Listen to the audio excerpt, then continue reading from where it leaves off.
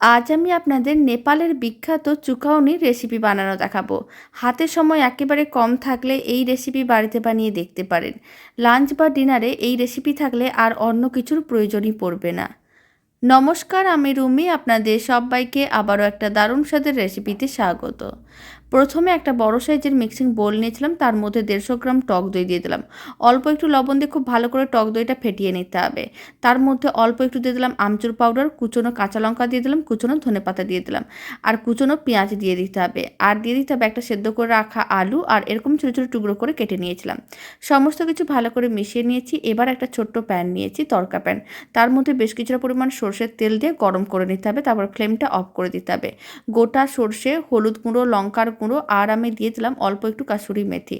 তারপরে পুরো মিশ্রণটা মানে ছোকটা কিন্তু ঢেলে দিতে হবে আর খুব ভালো করে মিশিয়ে নিতে হবে। তাহলেই রেডি হয়ে যাবে দারুণ স্বাদের চুকাউনের রেসিপি।